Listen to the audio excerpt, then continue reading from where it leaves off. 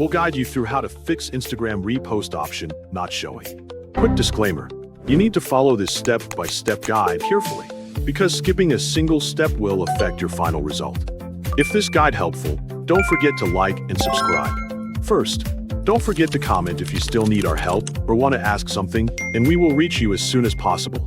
Second, scroll straight up until you reach the list of apps on your device. Once you can see all the installed applications, tap on the search bar to make finding the app easier and faster. In the search bar, type Instagram carefully until the app appears in the results. After that, press on the Instagram app to open it normally.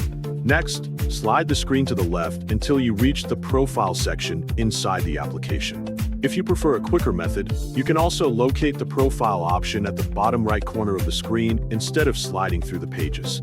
Then, press on the profile icon to continue. After entering your profile page, locate the 3 horizontal lines at the top right corner of the screen. Tap on those lines to open the Settings and Options menu. Once the menu appears, scroll down slowly until you find the Share and Reuse option in the list.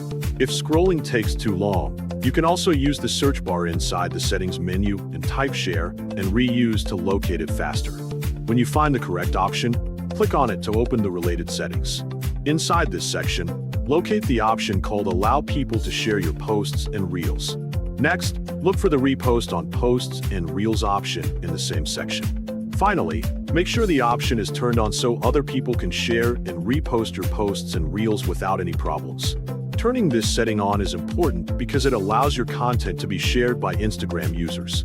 If the switch is already enabled, you do not need to change anything else and the process is complete. However, if the switch is turned off, tap it once so the button changes color and becomes active. Before leaving the settings page, double-check that both sharing and repost options remain enabled. After confirming the settings, you can exit the menu and return to your profile or continue using Instagram. Your posts and reels should now be available for sharing and reposting by people online.